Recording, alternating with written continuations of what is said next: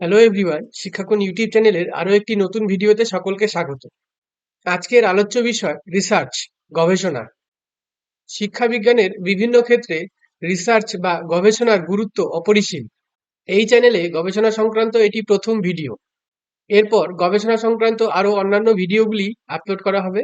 যারা এই চ্যানেলে নতুন তারা অবশ্যই চ্যানেলটিকে সাবস্ক্রাইব করে পাশে থাকবেন। রিসার্চ, গবেষণা। গবেষণা শিক্ষা বিজ্ঞানের একটি আকর্ষণীয় অংশ। মানুষের আত্মজিজ্ঞাসার একটি সুনির্দিষ্ট রূপই হচ্ছে গবেষণা। মানব মনের অসংখ্য জিজ্ঞাসা থেকেই বর্তমান পর্যায়ের গবেষণার উৎপত্তি। বৈজ্ঞানিক পদ্ধতির যে বিশেষ প্রয়োগে মানুষ জ্ঞানভাণ্ডার সমৃদ্ধ করে চলেছে তাই হলো গবেষণা। অজানাকে জানা এবং বোঝার অদম্য কৌতূহল মানুষের মধ্যে স্বভাবজাত বৈশিষ্ট্যের উদ্ভব ঘটায়, যা গবেষণার একটি রূপ। গবেষণা জ্ঞানের অনুসন্ধানের অন্তর্ভুক্ত। গবেষণাকে একটি নির্দিষ্ট বিষয়ের উপর নির্দিষ্ট তথ্য লাভের বৈজ্ঞানিক ও পদ্ধতিগত অনুসন্ধানও বলা হয়। সাধারণ অর্থে গবেষণা হলো বৈজ্ঞানিক অনুসন্ধানের একটি প্রক্রিয়া, অর্থাৎ বিজ্ঞান ভিত্তিক প্রক্রিয়ার মাধ্যমে কোনো কিছুর অনুসন্ধানকেই বা খোঁজকেই বলা হয় গবেষণা। বাংলা গবেষণা শব্দটি এসেছে সংস্কৃত গবেষ শব্দ থেকে বা ধাতু থেকে। ঋগ্বেদে প্রাপ্ত এই শব্দের অর্থ হলো অন্বেষণ বা অনুসন্ধান। তার মানে কোনো কিছুর অনুসন্ধান বা অন্বেষণ করাই হলো গবেষণা। ইংরেজি রিসার্চ শব্দটির উৎপত্তি ফরাসি শব্দ থেকে উৎপত্তি হয়েছে, যার অর্থ হলো বিস্তারিত অনুসন্ধান। আবার অনেকে রিসার্চকে রিসার্চ অর্থাৎ পুনরায় অনুসন্ধান এভাবেও ব্যাখ্যা করেছেন।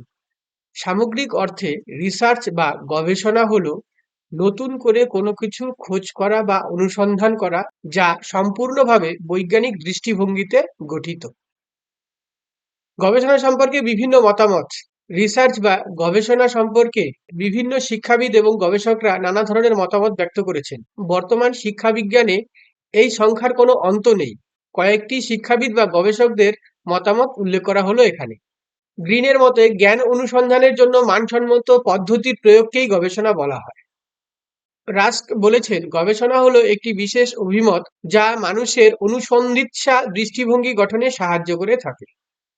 জলিন ডব্লিউ ওয়েস্ট বলেছেন বৈজ্ঞানিক পদ্ধতির প্রয়োগের দ্বারা বিশ্লেষণের আরও আনুষ্ঠানিক, সুসংবদ্ধ ও ব্যাপক প্রক্রিয়াকেই গবেষণা বলা হয়। রিচার্ড গ্রিনিলের মতে গবেষণা হলো সাধারণভাবে প্রয়োগযোগ্য নতুন সৃষ্টি, যা করতে স্বীকৃত বৈজ্ঞানিক পদ্ধতি ব্যবহৃত হয়। মেরি ম্যাকডুগালের মতে সুশৃঙ্খলভাবে অনুসন্ধানের মাধ্যমে প্রচলিত জ্ঞানের সঙ্গে বোধগম্য ও যাচাইযোগ্য জ্ঞানের সংযোগই হলো গবেষণা। সুতরাং সামগ্রিকভাবে বলা যায় গবেষণা হলো বৈজ্ঞানিক দৃষ্টিভঙ্গিতে জ্ঞান এবং তথ্যের অন্বেষণ, যা বাস্তবিক জীবনে সম্পূর্ণভাবে গ্রহণযোগ্য এবং নির্ভরযোগ্য হয়।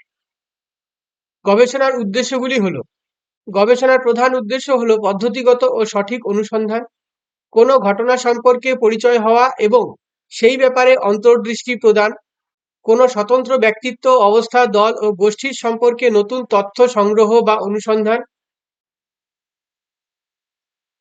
চলকগুলির কার্যকরণ সম্পর্কে অনুমোদিত সিদ্ধান্ত যাচাই করা, সংগৃহীত তথ্যকে পরিমাণগত বা সংখ্যাগতভাবে সুগঠিত করা, গবেষক দ্বারা আবিষ্কৃত নতুন পদ্ধতি সম্পর্কে রচনা করা, এর গুরুত্ব ও উপকারিতা বর্ণনা করা, ফলাফলকে নিরপেক্ষভাবে সতর্কতার সঙ্গে রেকর্ড করা, ফলাফল সংক্রান্ত সিদ্ধান্ত গ্রহণে সতর্ক ও নিরপেক্ষতা বজায় রাখা, বৈজ্ঞানিক পদ্ধতিকে অনুসরণ করে সকল কিছুর সঠিক সমাধান প্রদান করা, প্রাপ্ত তথ্য বা তথ্যের মাধ্যমে নতুন কিছু জানার সুযোগ সৃষ্টি করা। আরো অনেক উদ্দেশ্য রয়েছে যেগুলো এখানে উল্লেখ করা হয়নি। আপনারা ডেসক্রিপশন বক্সে দেওয়া পিডিএফ এর যে লিংক রয়েছে সেখান থেকে নোটস আকারে পেয়ে যাবেন। গবেষণার বৈশিষ্ট্য সমূহ। গবেষণার যে সকল বৈশিষ্ট্যগুলি লক্ষ্য করা যায় সেগুলি হলো, গবেষণা একটি সুশৃঙ্খল তথ্য অনুসন্ধান পদ্ধতি, বিজ্ঞান ভিত্তিক অনুসন্ধান পদ্ধতি যেখানে নৈর্ব্যক্তিক, সুনির্দিষ্ট, নিয়ন্ত্রিত, প্রণালীবদ্ধ জ্ঞান অর্জনের পদ্ধতি। গবেষণার প্রতিটি কাজই পর্যায়ক্রমে বিন্যস্ত হয়। গবেষণার বিষয়বস্তুর সাধারণ বর্ণনা থেকে শুরু করে সমস্যা নির্বাচন, অনুমান গঠন, পদ্ধতি নির্বাচন, তথ্য সংগ্রহ, তথ্য বিন্যস্তকরণ, তথ্যের বিশ্লেষণ এবং প্রতিবেদন প্রস্তুতকরণের মতো কার্যাদি পর্যায়ক্রমে সম্পাদিত হয়।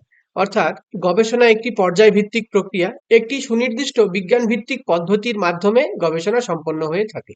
সকল গবেষণায় বাস্তব তথ্য ভিত্তিক বা অভিজ্ঞতা ভিত্তিক হবে। অভিজ্ঞতা থেকে যথার্থতা নিরূপিত হবে। অর্থাৎ প্রত্যেকটি গবেষণাই বাস্তব তথ্যভিত্তিক হবে এবং অভিজ্ঞতার নিরিখেই গবেষণা গঠিত হবে।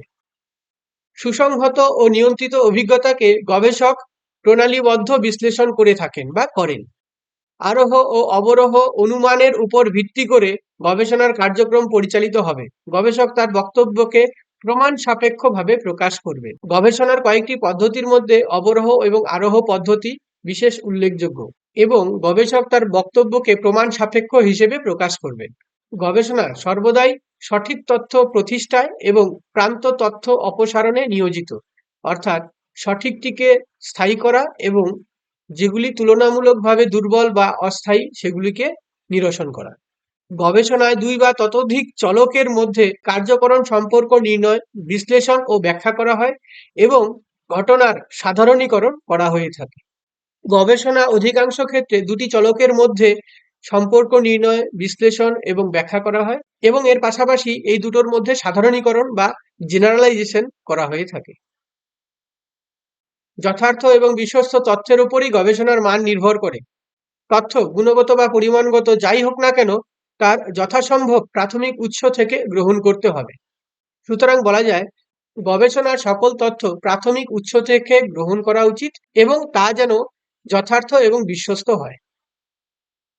গবেষক নিরপেক্ষতার সঙ্গে কাজ করবেন। পক্ষপাত দুষ্ট হলে গবেষণার আসল উদ্দেশ্য ব্যর্থ হয়ে যাবে। গবেষণা মূল্যবোধ নিরপেক্ষ অধ্যয়ন পদ্ধতি। গবেষণার পর গবেষক যে সিদ্ধান্ত বেরোবে তা তিনি স্পষ্ট করে তুলে ধরবেন, ঠিককে ঠিক এবং ভুলকে ভুল বলে ব্যাখ্যা করবেন। তাহলেই গবেষণার উদ্দেশ্য সার্থক হবে। সকল গবেষণায় সংগৃহীত তথ্যের উপর ভিত্তি করে পূর্ববর্তী তথ্যের পর্যালোচনা করা হয় আর অতীত জ্ঞানের সঙ্গে নতুন জ্ঞানের সম্পর্ক থেকে ভবিষ্যৎবাণী করা হয়। অর্থাৎ গবেষণা প্রক্রিয়ায় সংগৃহীত তথ্যের সঙ্গে পূর্ববর্তী তথ্যের পর্যালোচনা করা হয় এবং অতীতের জ্ঞানের সঙ্গে বর্তমান জ্ঞানের সম্পর্ক নির্ধারণ করে ভবিষ্যৎবাণী বা ভবিষ্যৎকরণ করা হয়ে থাকে। এই বৈশিষ্ট্যগুলি ছাড়াও আরো বেশ কিছু বৈশিষ্ট্য রয়েছে যা ডেসক্রিপশন বক্সে দেওয়া পিডিএফ এর যে লিঙ্ক রয়েছে সেখান থেকে পাওয়া যাবে। Thank you and keep watching.